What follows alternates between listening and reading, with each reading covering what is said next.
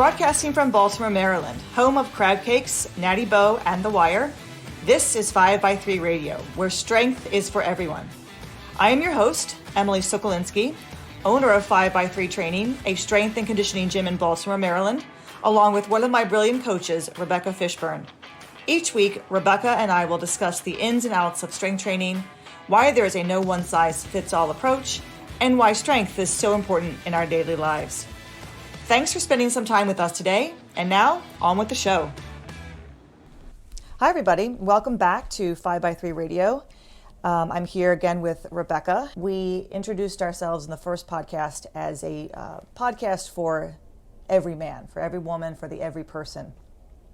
And as barbell coaches, obviously the first thing that we like to do when people come to see us, either at 5x3 or with Rebecca, whether it's online or in person where she trains people outside of 5x3, they come to us because they want to get stronger and they understand that strength training is important in their lives. But what is strength training, and how does one get started with training with a barbell?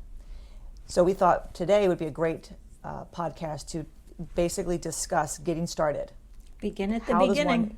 Begin at the beginning. How does one get started with barbell training? And I'm going to turn it over to Rebecca just to, get her insights as to what. Well, I guess go in. We talked a little bit about what inspired us. So maybe you want to kind of go back to what made you decide. I can talk about what made me decide, but what made you decide to start training with a barbell? And then we can get into how does one actually get started with that, and who comes to us for barbell training, and why do people come to us for barbell training? Yeah, I mean, I think I kind of talked about this before, right? But just to kind of briefly recap, barbell training was not something that I really saw as my available to me necessarily. I was a distance runner, not a strength athlete, this is back in the day where the connection between building strength and cross-country running wasn't necessarily expounded on much. But, I just got started. You should not include this because my brain just totally shut off. Hey, I think we can. It's safe to say that everybody's brain is shutting off these days. We are into week 10 of quarantine. Oh my God, I got pollen in my eye. I can't think about anything. This will definitely stay in. It is week 10, everybody, of quarantine. Today is May 20th, 2020. Oh wow, 2020. And oh my gosh. Yeah, it's okay. Yeah. It's okay to have your brain turn off every now and then. I think that's pretty much why people hopefully are going to listen to this podcast, because they just want to turn off their brains. Because their brains are turned off. They want to hear just us blab on about barbell training. But you were saying so. Getting into it. Well, barbells was never really anything that I specifically sought out on my own. There was a little bit of a bridge where I could see myself as training with a barbell because I'd done that dancing with something similar to a bar in the group power classes. But a lot of it had to do with just my trying to figure out how I fit into the world of personal training. What did I have to offer? And investigating some of the other modalities for getting stronger that I didn't have much experience with, having friends and colleagues who were personal trainers who kind of pointed me in that direction and got me going. Right. And then kind of seeing the sense behind it and, deciding that was something that I could really focus on and offer to other people. So for you, it was, you started with the power, the group power classes, right? Yeah. And that in those classes, body pump, Les Mills classes, it is a plastic, bar, right? Plastic weights. The bar itself is probably 2 pounds or something. And you do a series of exercises, pressing and rows and squats. So from there, as you became an instructor and then you became a personal trainer, I'm hearing, and tell me if I'm wrong, that the barbell training came as a result of just trying to figure out, as a personal trainer, where you fit in, like where you wanted to work, how you wanted to work with your clients. Now, was it the coaches at the various gyms that you knew who introduced you to that and said, well, this might be something that you would be interested in pursuing yourself and with your clients? Like you mentioned Craig and DB going to the Starting Strength seminar and then coming back. Was it around that time that... Oh, yeah. Yeah, and it was like, I mean, it was just an investigation on my part of, what am I going to offer to clients as a personal trainer? How is what I can offer any different than what other people are trying to offer? Trying to sort of see how I fit in. And then the whole concept of stress recovery, adaptation, progressive overload, all of that's foundational to the Starting Strength approach made so much sense to me, and I didn't see that in what was being offered by a lot of other personal trainers. And I felt like that really gave a lot of value to the barbell coaching, at least what I was experiencing as barbell coaching. I mean, I know there were at that point, other trainers who would use a barbell with clients, but not in a way that was logical or progressive, just in a very random way with non-standard form. So like squatting while having conversations, and the squats are all quarter squats, and, a 200 plus pound man squatting 95 pounds while venting to his trainer. And I didn't want to do that. Right. And I also didn't want to have people laying around thinking about activating their muscles. Right.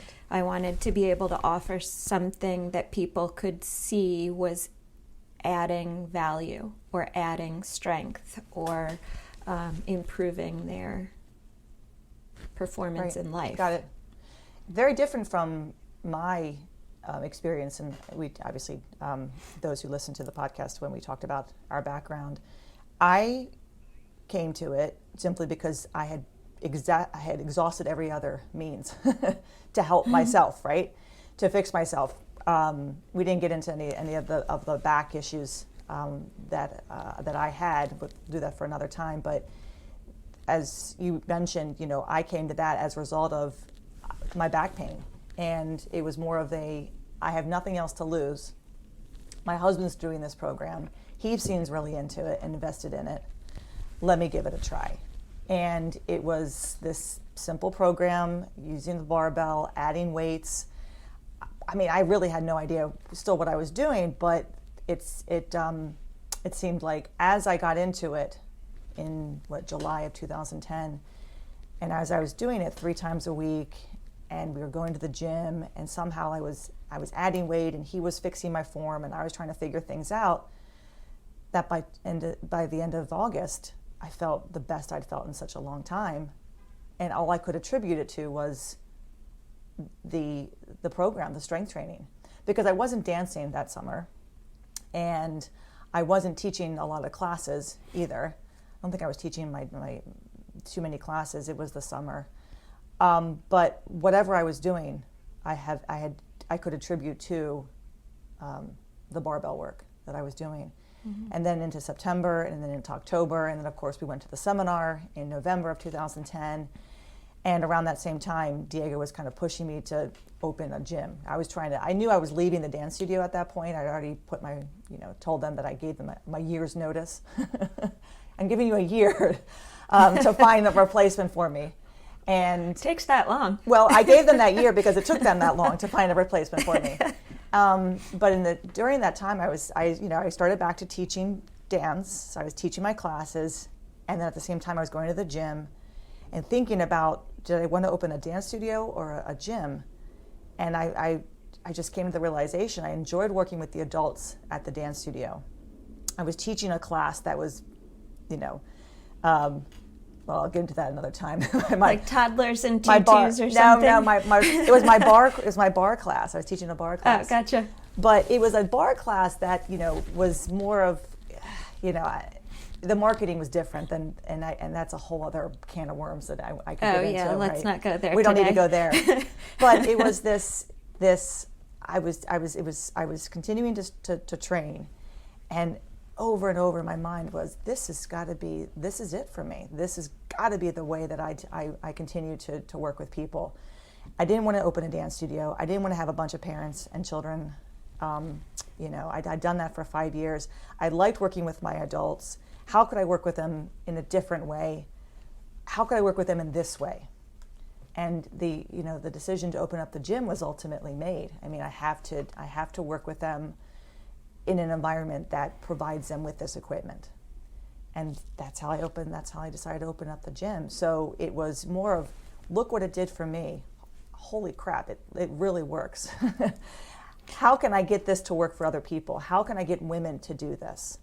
And I didn't have a 5-year plan. I didn't have a 10-year plan. I didn't have a 2-year plan. I just had this background of instructing people, teaching people, and providing them with something that I felt was good for them, right? That they wanted, and that I could provide for them in a good way. I had the background in dance. I know how to move. I know how to teach people how to move, and it took off from there.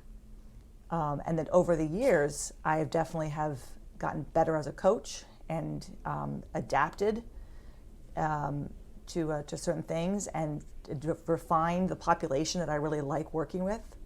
Definitely in the past, 2-3 years, it's been the older population, right? The 60 plus. And really trying to figure out how to work with that population, how to get that population in the door and encourage them to get stronger. So like when somebody comes to you or I or another strength coach, it seems like they kind of fall into 2 categories, right? Like if they're coming to a strength coach, they have obviously already recognized that there is benefit to being stronger, and they want that. Then I think it comes down to, how do you provide that for them? What modality do you use? Exactly. And so it seems to me like there are people, and I'm in like a commercial gym setting as well, not always specifically in a starting strength affiliate gym. So it seems to me like people who decide that they want to be stronger come at it from kind of 2 different approaches. Some people who have already determined that the barbell is the method that they want, is the means by which they want to get stronger. And some people who just sort of have a vague idea that they want to get stronger. They don't have any particular partiality to a barbell. They'd be just as happy getting stronger with a kettlebell or a dumbbell. In fact, there are some people who might have biases against a barbell, who might prefer using dumbbells and kettlebells. So who are those people that come to you initially at a starting strength affiliate gym? How do they get to the point where they've decided the barbell is the thing for me? I think when people contact me, I usually do ask them, how'd you find out about us? Why are you here? And 99% of the time it's, well, I want to get stronger. I read that strength training is good for me, and that barbell training is going to help me get stronger. And when people come to the gym, I talk about both the programs that I have. You mentioned kettlebells and dumbbells, and I have both of that. Right at 5x3, we have our barbell program, we have our weight room, and then we have our turf area, which has our kettlebells and our dumbbells and all of my bands. And I offer a program that is more in line with a boot camp type program, right? It's more kettlebell work and dumbbell work. We're still teaching squats, we're still pressing, we're still deadlifting. We're just not using the barbell, right? We're using different tools. And I explain both programs, and I ultimately let the person decide what they're looking for. And by and large, the person has already come in either sold on they want to do barbell training because that is what they've heard is really key to building strength, because it actually has gotten a lot more attention, right, over the years, the past few years, right? A lot more attention, not just because of starting strength, just in general, right? I think it's more and more trainers and coaches are definitely reaching more of a population with that, and they're very few who kind of go, yeah, I understand, I've done that, meaning I've done the kettlebell work, I've done the dumbbell work, I don't want to do that anymore. I don't know how to do this. I want to learn how to do that. That's what I ultimately get. I never try to sell somebody on one or the other. I kind of provide the best explanation for this gets you stronger faster. This will get you stronger, but it'll make you sweaty. This is consistent.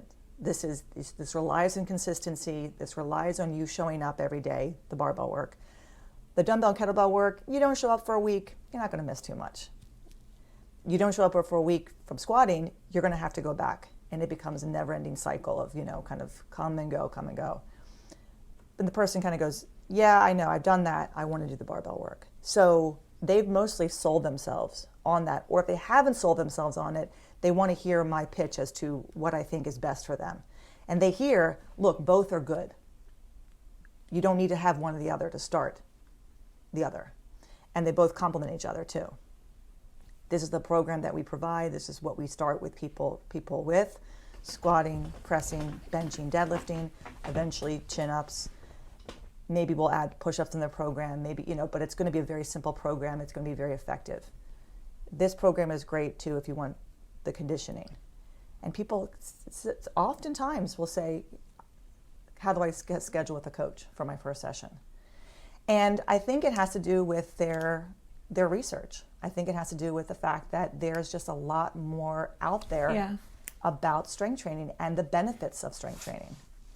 And they've oftentimes may have come in because their girlfriend does it, or my boyfriend does it, or I've heard that, my friend who did CrossFit. And some will come in and say, I want to get my mother started. I've been doing this and I want her to come to you because I understand that you work with older people. I mean, whatever they've heard. So that's how people find us. In your situation at your gym, because at my gym, obviously, if people come and I have you available, how do they come to you? Or do they come looking for a personal trainer or for a coach and you decide how you're going to work with them? Yeah, it's interesting because I kind of have a couple different channels by which people find me. Right. And if they find me for online coaching, or they find me because they've come across my info on the Starting Strength website, like those are the people who have a clear idea that they want to do barbell training. Right. They've done the research. They've read about the benefits of the barbell, why that's the most efficient and effective way to get as strong as possible, as quickly as possible. They're already sold on that. And those are the ones that usually find me on their own. And sometimes it's people who already have tried to teach themselves. Right. They've bought the books, they've read the descriptions, they think they've run themselves through a linear progression, but they've maybe hit a plateau, or they've done enough that they're not quite sure they've got the bar in the right position or their form is correct, and they want form checks and stick around after that. Sometimes they're people who already have familiarity with a barbell from another another area. Like a lot of times, like a college athlete will have a program that their coach has given them. Sure. And sometimes the parents, or a college or high school athlete, and the parents will find me and say, look, my kid is supposed to be doing this program and my kid has no idea about form. Or my kid is one of 30 in a gym with one coach, and I don't think anyone's really paying attention. Can you go over form with my kid? So somebody who already has some introduction to barbells. Maybe it's like a CrossFit athlete who's been doing barbell stuff in a different manner, and maybe just says, I've read more about starting strength, and I think I need to work on that, focus on that, because my my back is hurting me from what I'm doing elsewhere.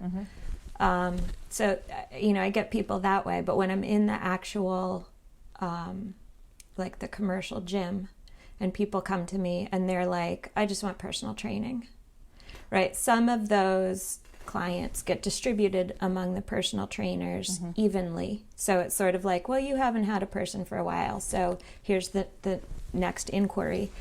But whenever somebody signs up for personal training and they say their goal is to get stronger, that person generally gets channeled towards me. Gotcha. So just because they want to get stronger doesn't necessarily mean that they want to use a barbell. Sure. And I've got plenty of people who get channeled towards me who want to get stronger and are like, oh no, I don't really have any intention of using a barbell. And there's a lot of different reasons for that, I suppose. You know, a lot of times, like I was saying with me, you know, I didn't ever really see myself. I couldn't envision myself as being an individual who would use a barbell. Like growing up when I did, barbells were what the athletes used. Like, and I mean like the football players or the big athletes, not the cross-country runners. Cross-country runner, every once in a while, why don't you just go over and get on that leg extension?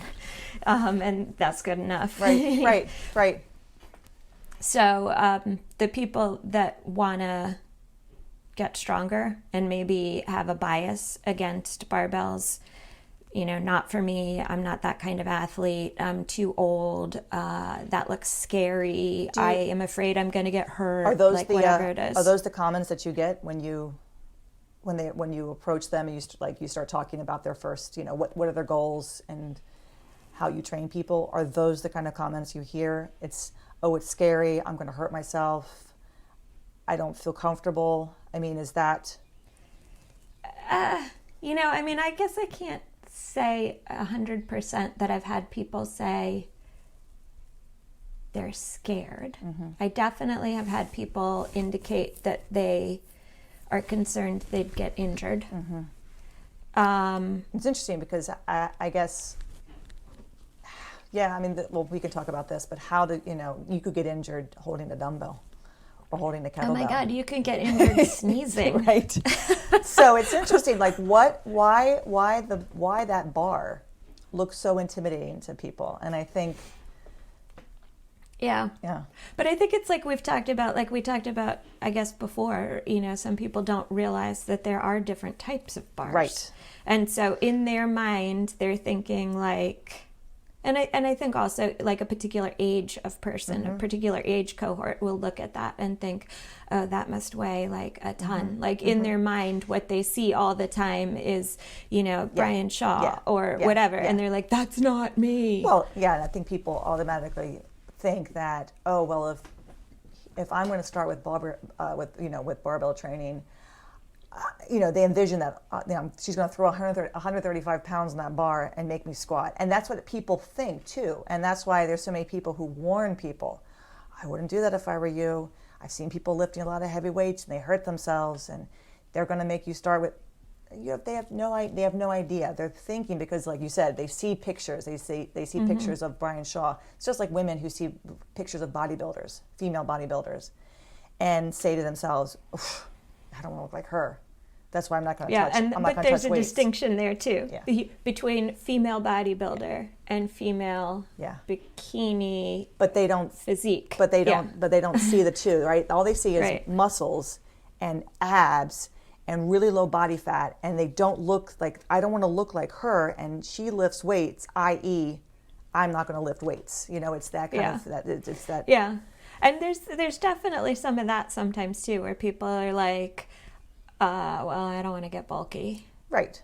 Right, and I've had that from men too. Sure. Like I had one guy started out, and he's so funny because he started out, he goes, I'm vain as hell. I don't want to lose my abs. And he was like laughing at himself about that. But he was like, that's how I am. Yes. And that's how I function. And I want to get strong, but I don't want to lose my abs. And it's like, dude, whatever. Like, let's just get you under the bar and we'll see what happens. And if you start to lose your abs and you're unhappy, we'll address that later. And I think that, you know, you ultimately for that individual, you say, okay, well, you know, you're going to get as strong as we possibly can get you strong, given what you're willing to do, and be honest, given and not, your parameters, and not knock that. It's okay. Like if you end up only, you know, squatting 135, but you feel damn good about yourself, and you feel stronger, and your daily life is better. I don't care if you ever squat 405. I don't care if you squat 135 for the rest of your life. I mean, you have to have a trade-off. I think you have to meet people, and we talked about this, meet people where they are. Yeah. Right? And I think anything that gets somebody under a bar is good. And you can control that. You have the power, the option to really control that person's program. I was going to say you as the lifter, but you as the you as lifter a also have control over Right. that. You give the feedback, you tell the coach, like you say, this is where I'm comfortable.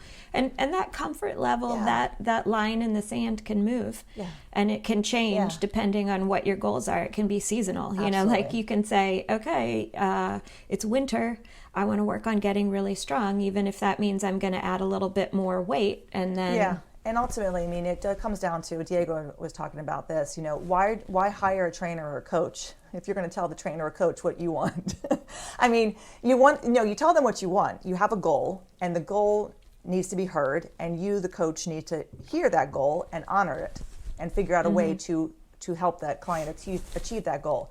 But if the client continues to say, well, this is my goal, and here's what I want you to do, well, now it becomes, well, why are you hiring me in the first place? If you already have the goal in mind and you know what you want to do, then just go ahead and do it. Because it's our job to figure out how to take that goal and create that program to help that person achieve that goal. And you said the goal can change too. The person might decide, you know what, I really like this, and God damn it, I want to have a 405 pound squat. So I'm going to...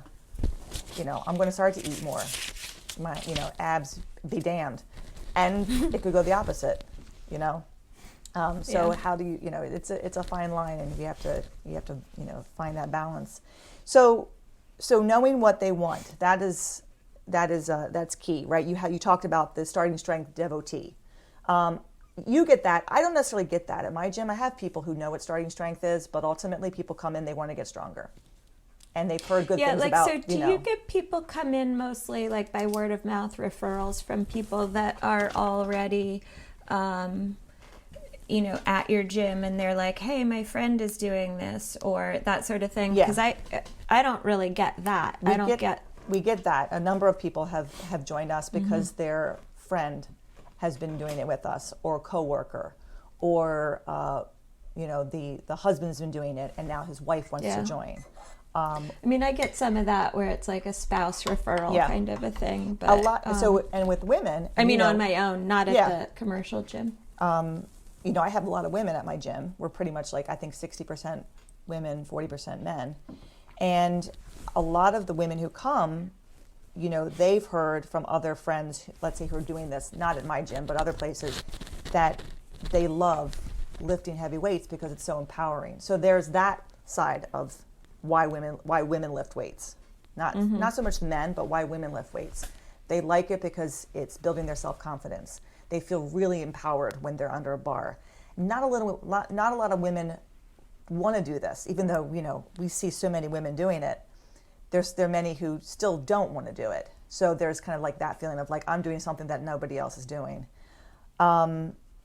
There's that. There's and that's been a number of cases. Others are, they've done it on their own, but they weren't making a lot of progress, so they wanted a coach. And then they told a friend of theirs who wasn't making progress either that, hey, come and get a coach. These are my coaches. So, word of mouth. I think, like I said, the internet has done a good job of getting the word out. So people are seeing strength training articles everywhere now. New York Times, Wall Street Journal, Washington Post, and a lot of older people are seeing it. So that's why there's so many people coming in saying, my mom, I want my aunt to start lifting weights. What can you help her with? Yeah, that's like a cool change in the way people, I think, are perceiving barbell training, is its applicability to an older population, and not only just like to fight sarcopenia, to like fight muscular atrophy, but also to build bone density. Like I had a woman who came to me at the commercial gym, and she's she's 70. She might be 71 now, but she had a bad DEXA scan. The next day she signed up at the gym, and she was like, I've done my research. I know if I do strength training, I can build my bone density. They were like, you want Rebecca? She had no intention of doing barbell training. Yeah. She just wanted to build bone density, but she was entirely open to whatever I suggested was the best means of building bone density. And I said, you want a barbell train? And I said, we've got lightweight bars. It's not like you're going to start out with, a 20 kilo, 45 pound bar. We're going to start you with 15 pound bar. We're going to build you up from there. And she saw the logic and the reason and the sense behind that. And she was all in. And that's so important. It's the openness that people have to have. If they're open-minded, they're going to appreciate your work more, and they're going to trust you. And that's a big thing too, is the trust key, right? Trusting that I've come here and you're telling me this is right for me, I'm going to listen to you. And yeah, that scary diagnosis of, I have osteoporosis, I have osteopenia. I mean, I have countless stories of my older women who have had osteopenia, started training, and have reversed it. Those who have osteoporosis, which you can't reverse, but you can certainly stop it from, getting worse. And then those who have had, scans, and the doctor says, I don't know what you've been doing, but keep doing what you're doing, because obviously what you're doing is working, and what they're doing is strength training. I did a presentation back in January for it was at the library near me, about training older clients, older populations, and why it's so important, and listing all the different reasons. And bone density is such a big reason. Dumbbells and kettlebells are great, but having a weighted bar in your hand or on your back, no matter how much it weighs, is going to start you off so much better, because your body has to support that weight, right? And I think when the older population, when they get under that bar and they start to move that way, they discover it's not as scary as they thought it was going to be. They can do it, and they start feeling a difference immediately. And when they go to the doctor and they get results back and the results are positive, well, it's only going to encourage them to continue to do more. So that's a big piece of it too, though, is that positive reinforcement from their medical professional. And that sometimes, unfortunately, works the opposite way. If you get a doctor who doesn't understand and has some old-fashioned ideas about barbell training and gives them the idea that it's going to be too heavy for them, like someone who doesn't, a doctor who doesn't on his or her own understand what barbell training is, and thinks it's just always a 1 rep max kind of situation. So that can be problematic, or not even just the barbell, but just even sometimes, with older populations or younger populations even too, if they're going to an ill-informed doctor. I've had people who have said, oh, it's dangerous to do even a body weight squat to depth. Their doctor has told them it's going to ruin their knees, which is, of course, the exact opposite of what's happening when you're doing a low bar back squat, where you're using the hip joint for leverage. You're sparing the knees. You're building the muscles up around the knees so that they've got more cushioning and support in your daily life, more stability. So it's just unfortunate. Like, that is a piece of the equation that, you can kind of be aware of that ahead of time and talk to your trainee about that and encourage them to, hopefully they have a doctor who's got accurate information about strength training and barbell training. And I think it's becoming more common that doctors are encouraging strength training, but I think there are still some biases out there about barbells. Absolutely. And that's the tricky subject, right? When people decide that they want to come to us, and those who have done their research, but they go see their doctor and they might tell them, I'm going to start training at this gym and this is what my coach has me doing. It's the doctor who is uneducated on that, or as you said, not informed, may very well say, well, I hope you don't hurt yourself, or, I've read about this, or when they haven't. And it's up to the individual who goes to the doctor to have done his or her own research, to be able to either hear it and then let it go in one ear and out the other because they know that it's helping them, or hear it and say, I understand your concerns, but I trust my coach, I trust myself, and obviously my results speak for themselves, with what you're seeing. So yeah, until a person builds like their confidence and right. trust in their own experience.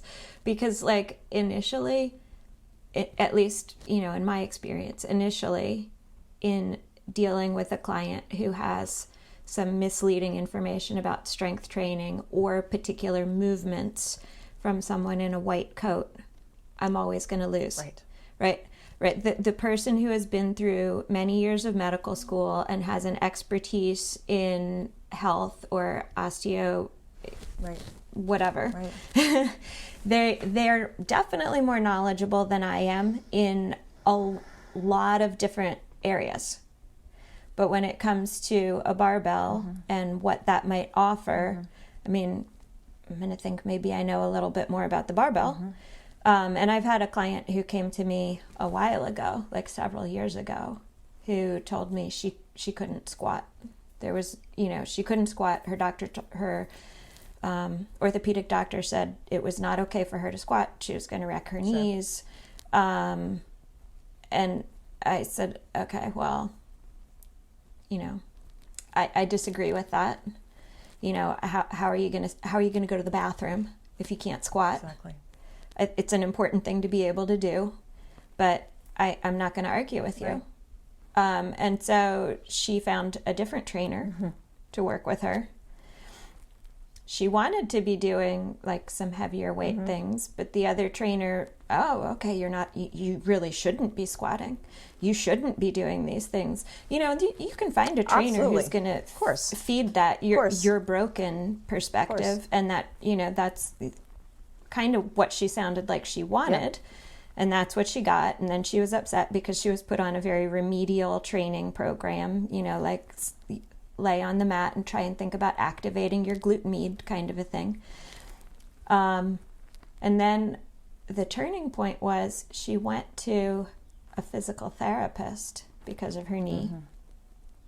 And that physical therapist said, oh my gosh, absolutely, you should be squatting. You have to be squatting.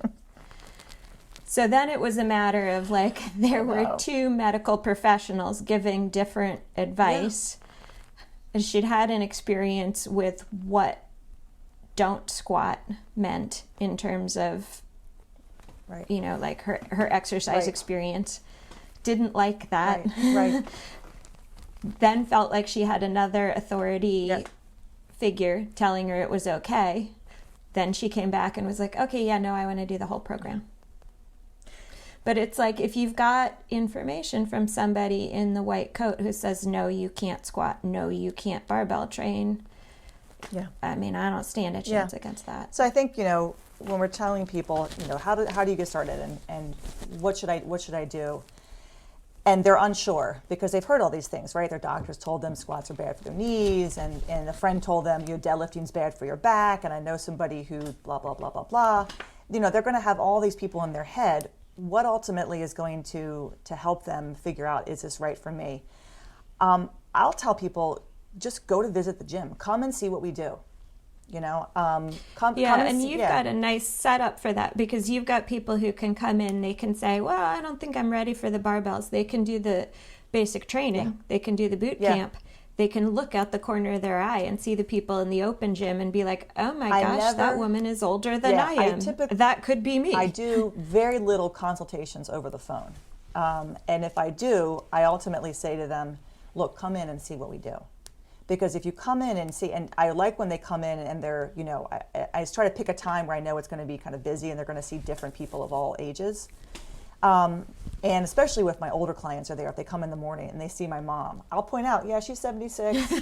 Yeah, she's 74 down there. How much is she deadlifting? Oh, that's 190.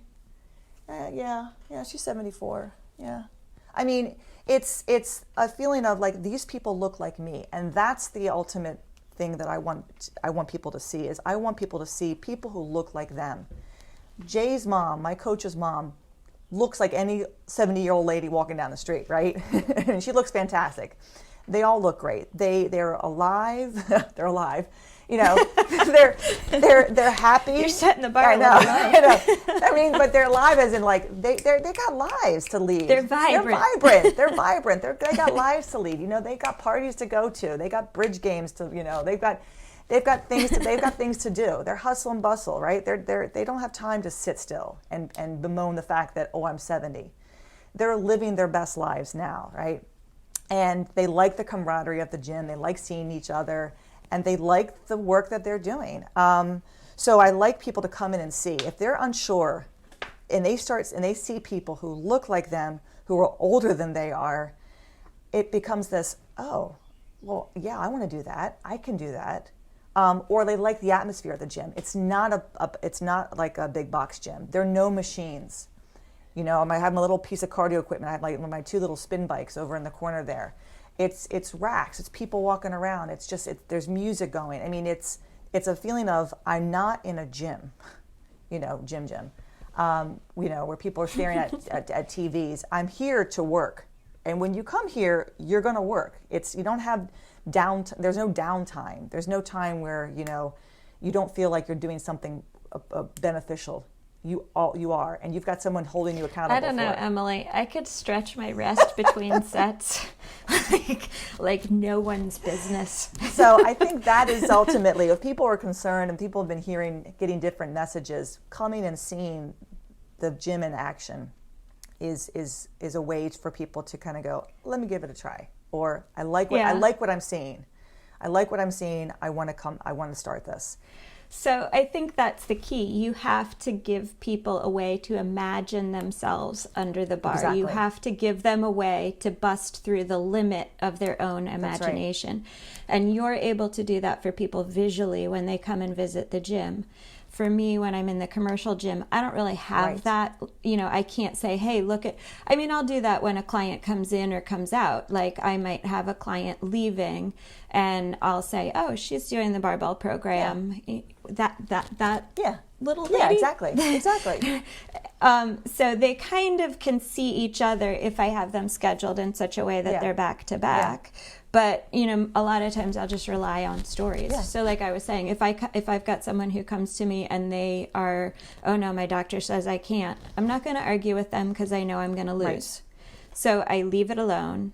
I meet them where they are, and I'll just drop stories on them. I'll like tell them about my, you know, this client or someone up at 5x3, or like, hey, check out this video, you know, or you know, that kind of thing. And just helping them somehow through story, through video, through, you know, in your situation at 5x3, actually showing people ways to expand their imagination about what they are able to do. And a lot of times that's all it is. It just comes down to a self-imposed limit. And when they start to realize that it is a self-imposed limit and that they can re-envision themselves, that's when they start to become a little bit more open to it. So either that way, or sometimes just through practical experience. Like I've said this before, like if you have someone who's doing, oh, okay, you don't want to do barbells, that's fine. We'll start with a body weight squat. Okay, now hold this dumbbell and do the same thing. Now hold this heavier dumbbell. I have people get to the point where they say to me, you know what, I'm totally fine with this 25-pound squat that you've got me doing, but my arms are killing me because this dumbbell is heavy. I'm sick of holding this dumbbell. It's cumbersome. Let's try the bar. Just give it a try. And then this bar actually is 10 pounds lighter than what you were just squatting with the dumbbell, and see if it doesn't feel easier to hold it. And then sort of the light bulb goes on. I think it's and this is going to, I might be jumping ahead here, and then there are people who they want to get stronger, and they come for their first session, and they can't get out of the bar. Like, they're too weak to do even the 10-pound bar that we might have. Mm-hmm. So we have to start with a box squat, and they can't even do a box squat to depth. So we have to start with a box squat that's, higher than depth. Then there's that realization, oh, wow, I do need this. There might have been that hesitancy until they got there, and now it's like my first session didn't even include a bar. My first session did not even include any weight. So that person, that could go two ways, right? That can go, wow, I really do need this. I'm definitely sticking with this. Or that frustration or embarrassment even of, wow, I can't even do this. There's no way I'm going to get any better. And that's a tricky spot. And like I said, I think I'm jumping ahead to like, what can you expect in your first session? But I think there's that you don't know where you are until you actually do start it. And but so I mean, that's interesting too, though, because that's a good point. Like, I'm talking about limits of imagination, limits of self-imposed, but there are oftentimes physical limitations, but that doesn't mean that that's a barrier. That just means that you're starting from a different place than you might have imagined. So in a way, it is, again, just envisioning yourself being able to do something different, because people a lot of times they don't realize even that they can't body weight squat to depth, that they can only body weight squat to like a high box, because they have so many ways in the regular world of masking that knowledge from themselves. They compensate by pulling up with their arms, or pushing off from the arms of the chair, or whatever else it is. And when you take those compensations, those crutches away, and you say, let me just body weight squat, and then they're like, oh, I actually can't. But that just means you're starting from a different place. That doesn't mean it isn't for you. And I think that's important to let people know. I mean, if we're talking about how does one get started, and we're talking about people who come to us and what they're looking for, and anybody listening might have one of those, oh yeah, that's me. I'm getting older, and I'm getting weaker. How can I get stronger? Your first day might be not what you're expecting, or it might be better than what you expected. Right? You might think yourself really, really weak, and you're actually not as weak as you think. You've got the potential there right away to be stronger, or you're very active and you think you're active, and someone said, yeah, but you're constantly, hurting yourself. Maybe you should get stronger. And you come and you find out you can't squat to below parallel without falling over. That's okay. I think people need to understand that that's okay. We start everybody where they are on day one, whether that's under the bar, to a box, holding a dumbbell, or squatting with a 15-pound bar. The thing that we as coaches try to do is make sure that every session, people walk away feeling very good about what they did. And that's important to us. And that should be the person's focus too. I'm going to do the best I can on day one. My coach is seeing where I am. I'm seeing where I am. People who apologize sometimes. For not being strong. This is nothing to apologize There's about. There's no reason to apologize. I'm sorry. This is it's my job to let you know, to give you cues, to remind you. There's always that, I'm sorry you had to tell me so many times. That's my job, right? So what should people? Let's move to. We've talked about people who decide they want to come to barbell training. They've had voices in their head, but they're trying to ignore those voices, and they want to get started, and they decide that today is the day they're going to start their first session. What can people expect? What do you think? What should we tell people to expect? I think we've talked about some of the things that we often encounter, right? People who have self-imposed limitations, ideas about what they are or aren't able to do. And this isn't specifically what happens on the first day, but there was one other thing I wanted to mention, because then you also talked about actual existing physical limitations based on strength. But you still also, like, I've had people start on the first day, and they're reasonably strong. They could do a squat to depth with weight, but they're maybe just not very coordinated. And that's another situation that sometimes comes up on the first day, which for some individuals can be frustrating. Right. Like for the squat in particular, the movement pattern is the low bar back squat, right? Which is the ideal squat that we're aiming for with people, because it's going to build the most strength and use the largest muscle mass and the biggest joints. Yeah, right, large range of motion. But it's a different movement pattern than people are used to. And some people are very good natural movers, and some people are not. Just like some people coming in the first day are going to be pretty strong, and some people are not. And that's just where you are when you begin. And so sometimes if someone comes in and they have trouble figuring out how to get their hips and their knees to move at the same time, at the same speed, or how to position themselves in space, or maybe they don't really have a very good idea of where they are in space at any time anyway. And that's okay too. These are all learned skills. It's a process of getting your brain and your body to communicate with each other, and maybe they haven't been doing that recently. And I think that is the key. So letting people know, on day one, what can you expect? Well, there's a range. There's a range. You might have an easy time with the squat. You just might have a good body shape for squatting, right? I mean, anthropometry plays a huge role in people's ability to perform a movement well, right? So a squat in particular.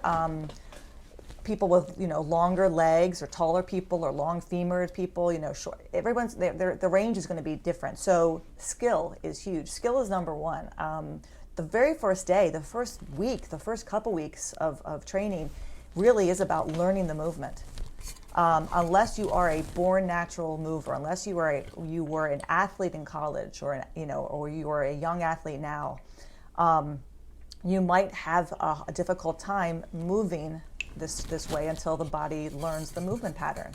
So it'll be a lot of skill, and once skill is mastered, or somewhat mastered, you'll still be learning, then weight can be added to the bar. It doesn't mean that you're completely hopeless. It doesn't mean that you're never going to get there. It just means that for some it's going to take a little time, and skill is everything. If you don't have the movement pattern correctly, you're not going to be able to add weight. That's when issues are going to occur early on, right? So just adding 5 pounds to the bar doesn't really make sense until that movement skill looks good. And that might be, and we oftentimes do add weight to the bar, right? The next session, because we've spent time with that person on day one, where they're at a place where it's not so much the weight, it's the movement, and a little bit more weight may actually help them move better. The body learns how to put itself in the right position. So there's a range for day one.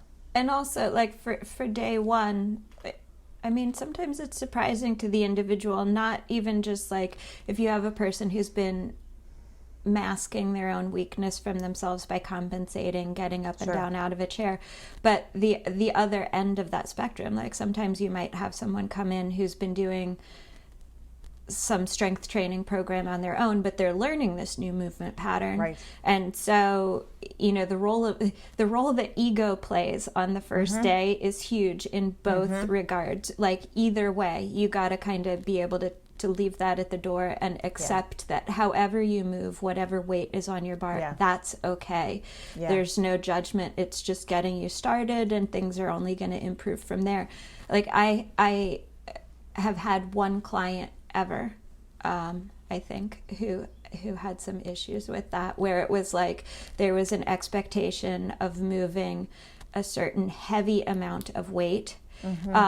And usually what happens, like you've got to give a person some space in their head with a little bit lighter weight on the bar than they might be used to moving if they've been doing some weight training previously. A little bit lighter weight on the bar, so they've got enough space in their head to be able to learn a new movement pattern. And so if someone comes in and say they've been squatting 300 pounds, but they've been squatting high, well, you're not all of a sudden going to add 2-3 extra inches of depth at that same weight. No. Most people who have done their homework and understand the Starting Strength program and come to me and they say, oh, I've been doing this program on my own. I know my form sucks. I've got no ego about this. Take whatever weight off we need to take off. I want to get it right. I've had one person where that's been a problem.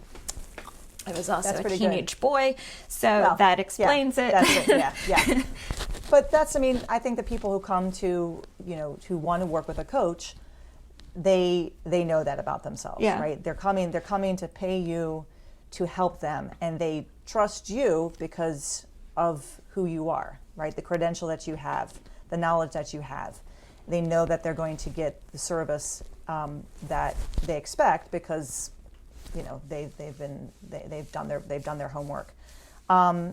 But it comes back down to comes to trust. And if the person is not willing to trust you, why are they there? So it's a decision that person has to make too. When they come, and maybe a couple sessions into it, they realize it's not for them. That's okay.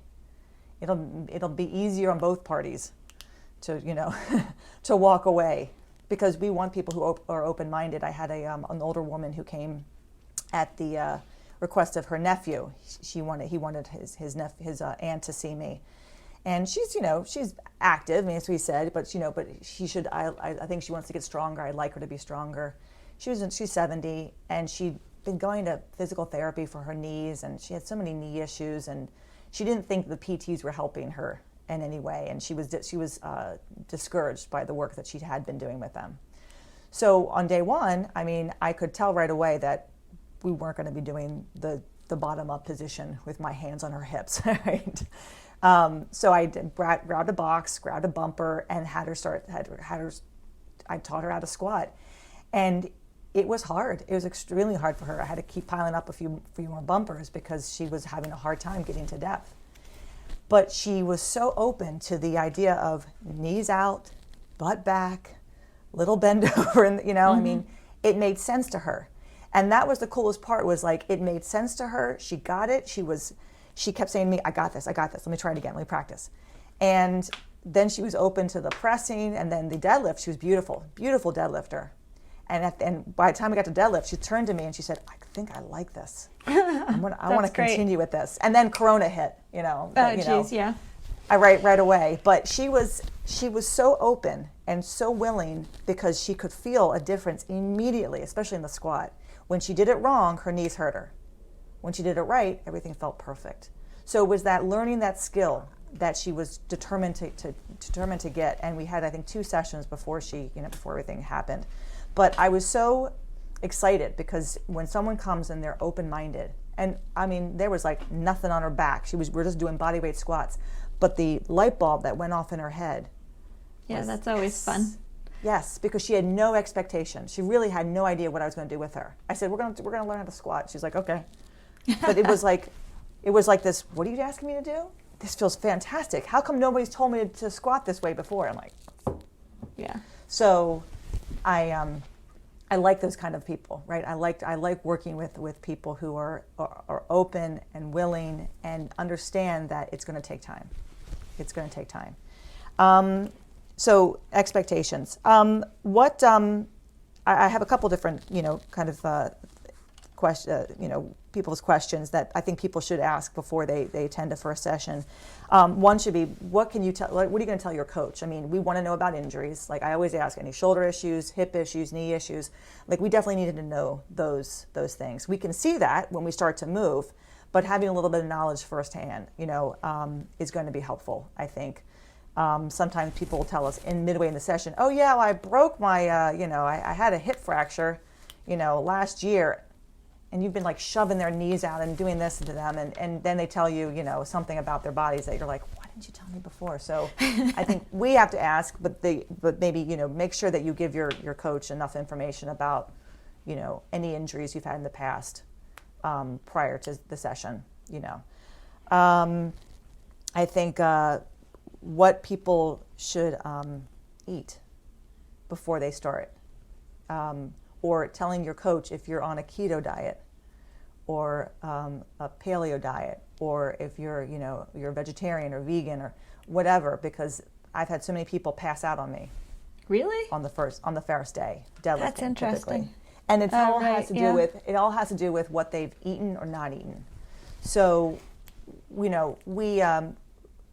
people come to me and people come to you to get stronger. They don't come to us for nutrition advice, but that is, I think, that definitely we have to let people know that it is important to eat before a training session, and carbohydrates are not your enemy.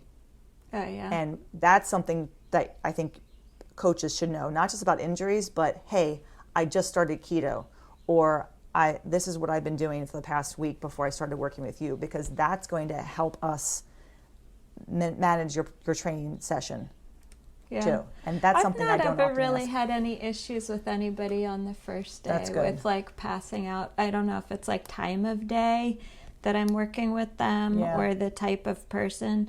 Like there's one individual that I work with who sometimes has issues with dizziness, but that's got more to do with a medication. Mm-hmm. But like back when I was teaching group fitness, I'd get that a lot. Mm-hmm. I'd get that a lot because I'd teach like a 6 a.m. boot camp, and people who were like very concerned about they wanted to lose weight would come in not having eaten breakfast. Right. They wanted to lose weight, but they probably had a bottle of wine themselves the night before, and then not had enough water in the morning and no breakfast because they're trying to lose weight. Right. And then do burpees. Yeah. Up and down and jump and then pass out. I mean, it usually didn't occur until like the deadlifts. Yeah. That's when all of a sudden people were getting dizzy, and I'm shoving candy in their mouth, and then I ask, well, what did you eat today? Oh, I ate lunch at noon, and it's now like 6:30 p.m. I started a keto diet, Monday, and today's like Wednesday. So it's not uncommon. It's been common for us to have that occur, and I think it's because people want to lose weight, and they start to equate losing weight and going to the gym together, and they don't take into consideration the kind of exercise that they're doing with the kind of eating that they have started, right? And although on day one your strength training, you're not sweating a lot, right? I mean, unless it's like 100 degrees in the gym. You're not really going to walk out of there being in a puddle of your own sweat. It's not that kind of work, right? So, but it's still very intense for your body if it hasn't done that before. Your CNS is working overtime, right? Your central nervous system's working because it's trying to process what you're doing. It's trying to process all the information you're getting. You're trying to learn this movement. You've got this bar on your back or in your hands, and you're thinking, and then you haven't had enough food to give you energy, so your brain's getting foggy, and next thing you know, you're dizzy and I'm telling you to sit down and giving you Twizzlers. So I think for those of us who want to start training, be open, be upfront with your coach about what you're eating too. Yeah, I mean, I think for me, I mean, I can see with the deadlift where you're like, basically changing altitude, and that happens for people. It happens during the squat. It happened to somebody on the platform at one of the gyms, one of the starting strength gyms. Interesting. I mostly just see that as people progress, if we haven't had a conversation, if we haven't talked during rest sets about protein, carbohydrates, food, when to eat, that kind of thing.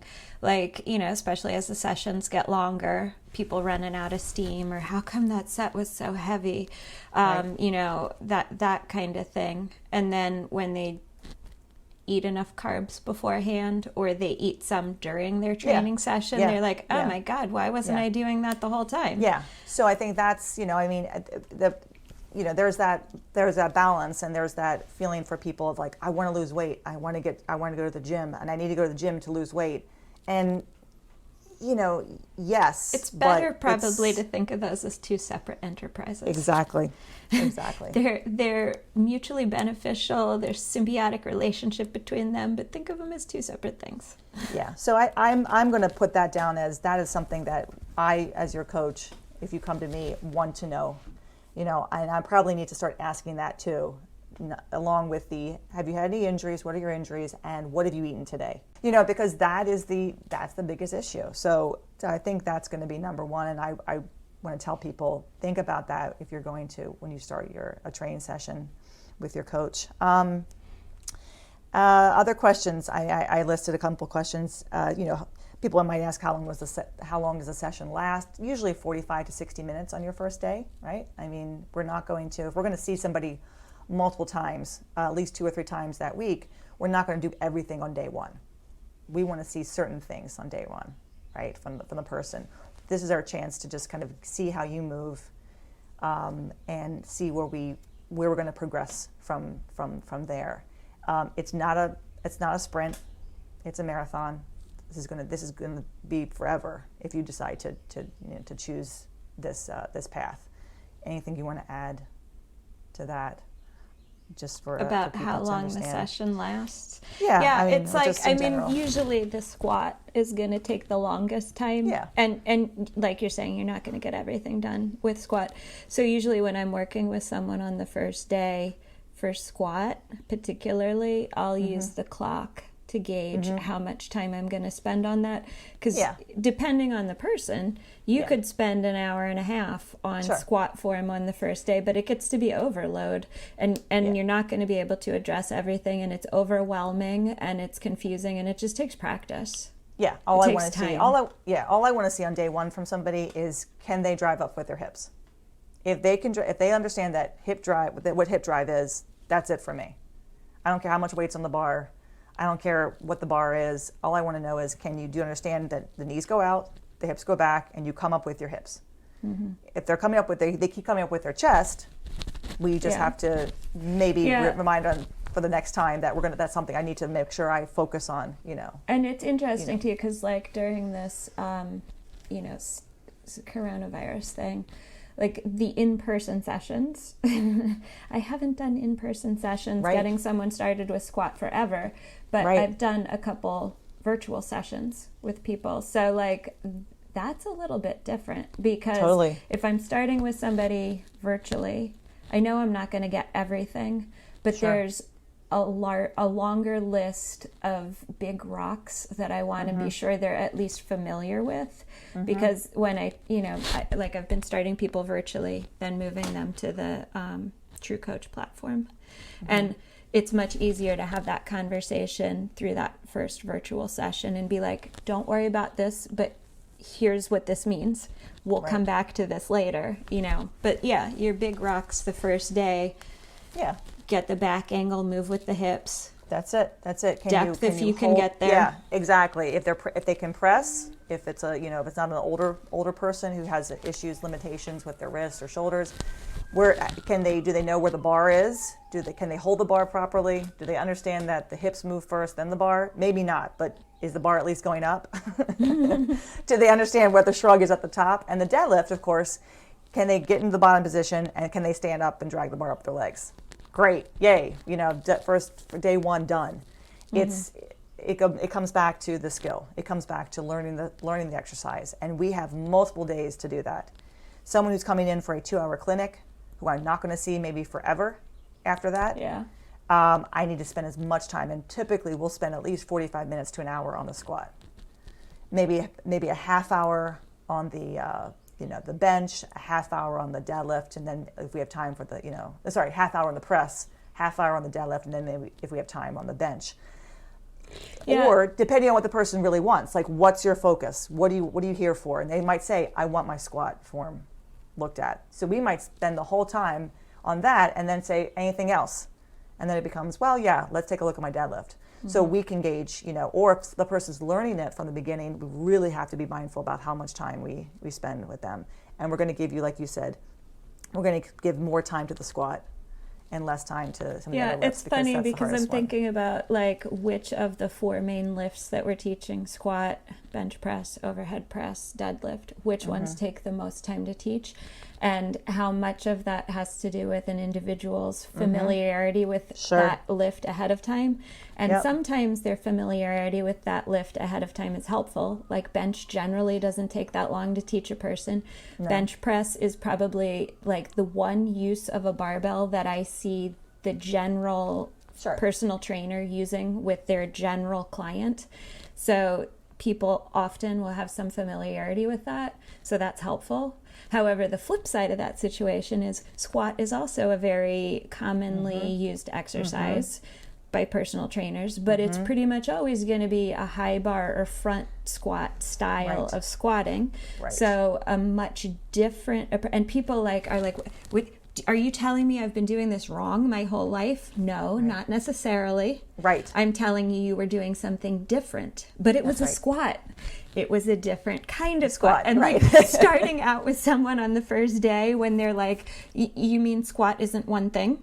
It's not like one beast. No, there's several different varieties.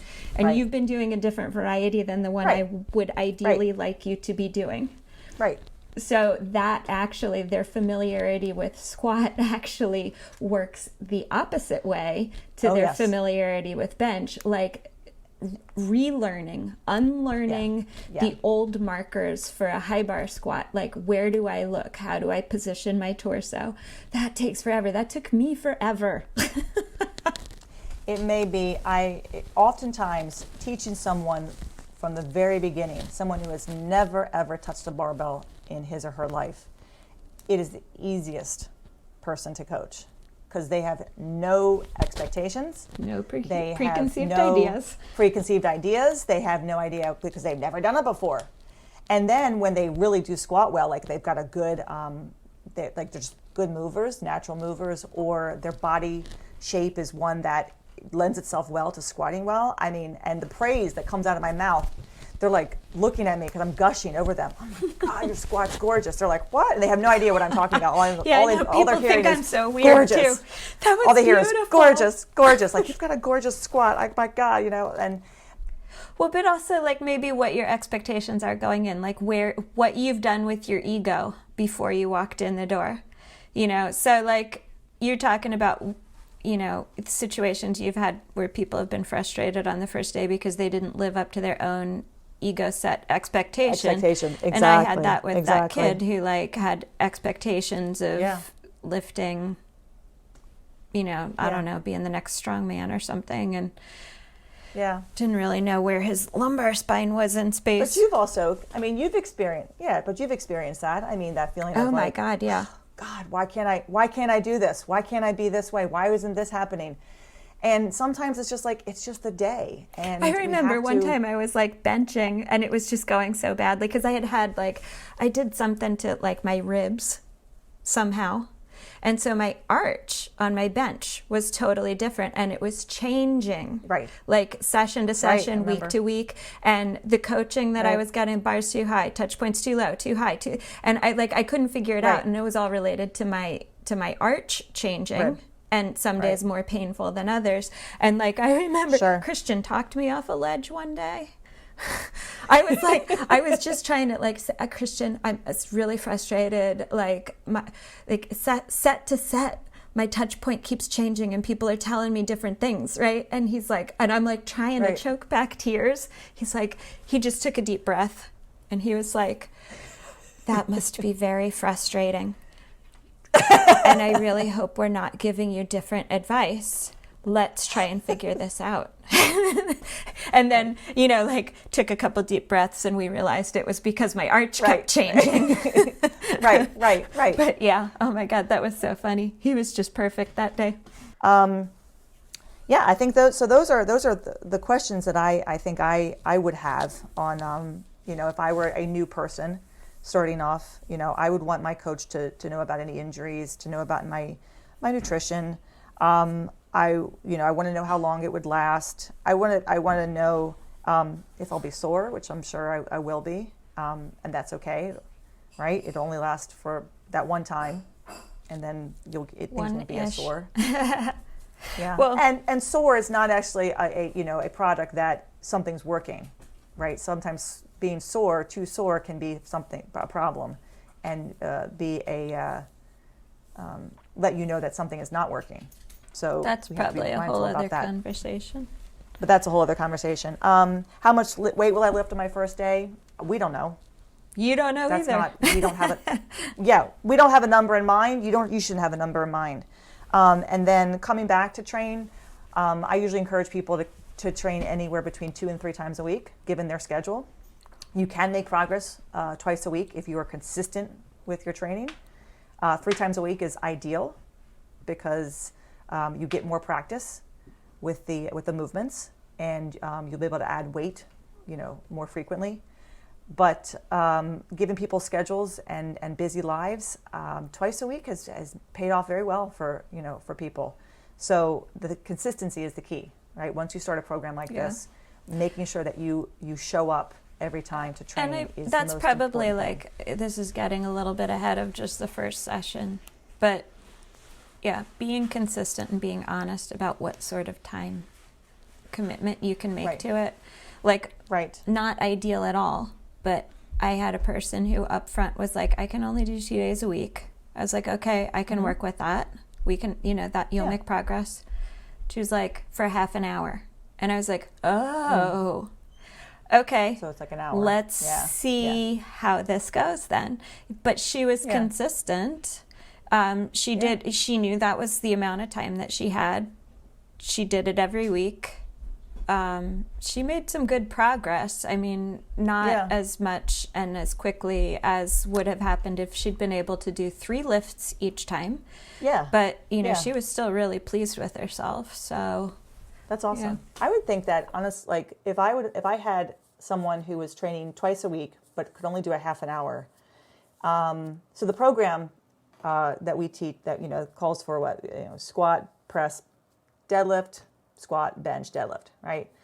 I don't know what you were doing with her, but I'm thinking I probably would do, ramping sets for the squat and then ramping sets for the press. So basically, instead of doing sets across for the lifts, just work up to a top set with both lifts. So you're doing sets, like fives all the way up and then 5s all the way up. And you do squat and press on one day and bench and deadlift on another day.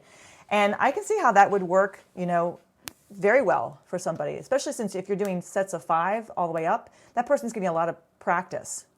That's not the ideal program, but is it better than not training at all? Is it better than not teaching the person at all? Absolutely not. Absolutely, it's better. People come to train, to start barbell training. It can look many different ways given your schedule. And I never turn anybody away who says, well, I can't train I can only train twice a week, or I can train 3 times a week, but it's only going to be for half an hour. I'll work with the person. I want the person in the door. So, it's my job then to figure out what's going to be the best program for this person, given their situation and given their schedule. And like you said, you put the person, as long as they are consistent, which is really the key here, they're going to make progress. So consistency is the key. That probably would be the most important thing I would tell somebody too. And I always do before any consultation ends. I said, it doesn't matter how often you train, as long as you are consistent with that training when you're here. If you're here week to week, you're going to make progress. End of story. End of story. Excellent. I'm thinking that you probably have to go. Is that right? Yeah, I've had 3 beverages. Totally have to go. I've had 2 cups of coffee while we're talking.